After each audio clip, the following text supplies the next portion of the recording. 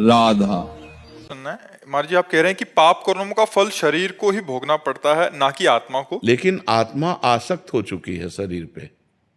समस्या तो इसी बात की फंस गई ना कि आत्मा शरीर में आसक्त हो सकती है। जैसे तुम ईमानदारी से बताओ, तुम अपने को आत्मा मानते हो, शरीर मानते हो ना? इसीलिए उसको बार बार दुख भोगना पड़ रहा है, जन्म मरण भोगना पड़ रहा है।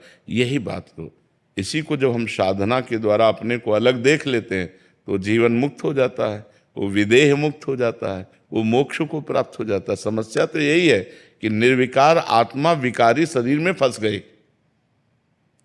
शरीर ने नहीं फंसा, आत्मा ने स्वयं इसको स्वीकार कर लिया। जैसे मैं पुरुष हूं, अब वो मैं है आत्मा और पुरुष है माया। अब आत्मा ने माया को पकड़ लिया और कह रहा है माया ने मुझे पकड़ लिया। उल्टा बोलेंगे ना आप बोलेंगे उल्टा कि मैं तो छूटना चाहता हूं पर माया ने मुझे पकड़ लिया।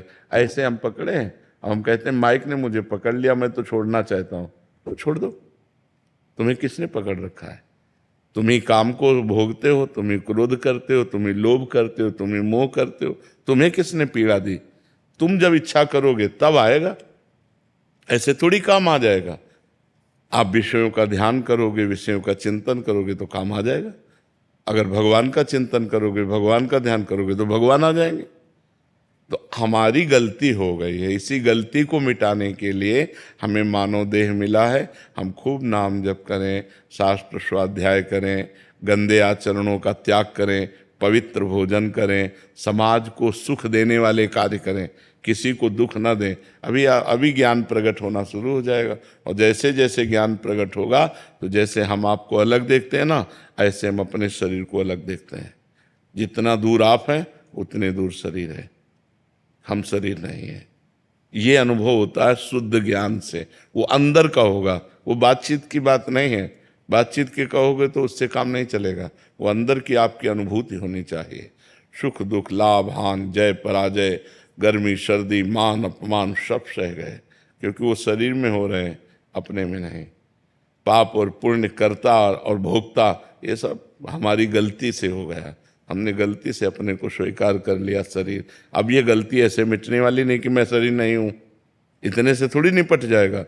अब इसके लिए तपस्या करनी पड़ेगी, साधना करनी पड़ेगी। तो तपस्या क्या है? आए हुए काम के ताप को सह जाना, क्रोध को सह जाना, समाज के द्वारा दी हुई प्रतिकूलता को सह जाना, खूब नाम जप करना, भगवान से प्रार्थना करना कि हमें शुद्ध ज्ञान दो, तो भगवान ज्ञान दें। सोई जानई जे देह जनाई, और जानत तुम्हें तुम्हें हो जाई।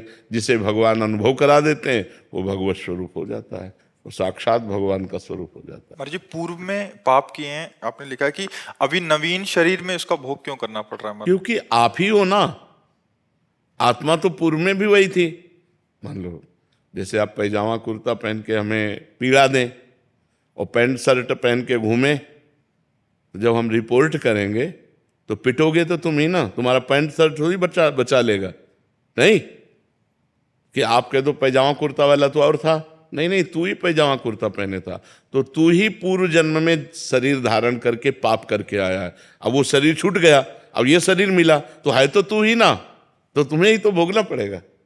समझ पा रहे? महाराज, जैसे आपके इस शरीर से तो कोई पाप बना ही नहीं आपसे। हम ये शरीर क्या है? कपड़ा। वसान से जीर्णान यथा विहाय, शास्त्र का ज्ञान होना चाहिए। ये आत्मा का कपड़ा है। आत्मा ने वो कपड़ा पहनकर पाप किया, लेकिन कपड़ा उतार कर आ गया तो भोक्ता कौन बनेगा? वही आत्मा। शरीर बदलने से तू नहीं बदल जाएगा।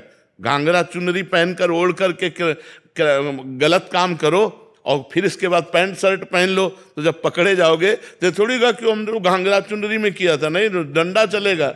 डंडा चलेगा कि नहीं चलेगा? तो उसी शरीर को सजा क्यों नहीं मिलती? इसलिए कि बहुत बड़ा हिसाब है। जैसे आप थोड़ा 5 मिनट पाप करो, इसके बाद पूरे जीवन भर सजा भोगनी पड़ेगी। तो अगर हम प्रश्न करें कि 5 मिनट पाप किया तो 5 मिनट सजा दे दो, पूरे जीवन क्यों सजा भोगनी पड़ेगी? यही इसीलिए कि पाप कर्म का फल बहुत लंबा होता है। तो अनेक जन्मों से हम पाप करते चले आ रहे हैं।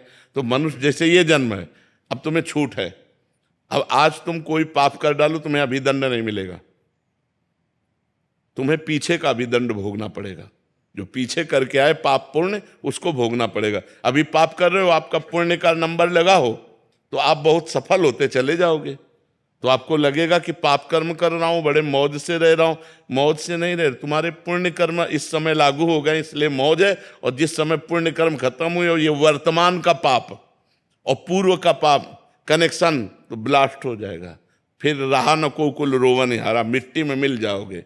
कर्म अवश्य में भोक्तव्यम। अच्छा, आत्मा वही होती है, जीव शरीर बदलता रहता है, इसलिए उसको भोगना पड़ता है। महाराज दुर्घटना में सभी एक साथ क्यों मरते हैं, जैसे विमान क्रैश हो? कर्म का संयोग मिल जाता है, कर्म का संयोग मिल जाता है। जैसे हमने पूर्व जन्म में 50 लोग मिल करके एक ही पाप कर्म किए। जैसे तुम दोनों का प्रश्न एक साथ हुआ ना, क्यों हुआ? क्योंकि प्रश्न मिल गया। तुम दोनों का प्रश्न एक हुआ तो तुम दोनों के नाम एक साथ लिए गए ना। तुम दोनों अलग अलग हो ना, तो तुम दोनों का जैसे प्रश्न मिल गया, ऐसे पूरी सृष्टि में बोले 240 लोगों का कर्म मिल गया। अब वही 240 उसमें बैठा ले जाएंगे जो एक साथ भस्म होंगे, उनका कर्म मिल गया। और तो पूरी सृष्टि के कर्म संयोग जब मिलते हैं तो जो जहां का होता है वो आकर के वहीं में आकर के संपन्न हो जाता है। बड़ा सिस्टम विचित्र है, सरकारी सिस्टम है, क्योंकि भगवान त्रिकालज्ञ है ना, वो सब देख रहे हैं। इसलिए बहुत होश से कर्म करो, बहुत संभल संभल कर कर्म करो, पाप कर्म ना बनने पावे। मान लो 50 आदमी को एक ही जगह मरना है, अब कोई दिल्ली से आ रहा है, कोई बंबई से आ रहा है, कोई, अब वहीं 50 आके मिलेंगे, वहीं मरेंगे। ये है कर्मों का बड़ा जाल बिछा हुआ है। तो इसलिए नाम जब करो तो बढ़िया कर्म संस्कार से पवित्र होकर आनंद को प्राप्त हो।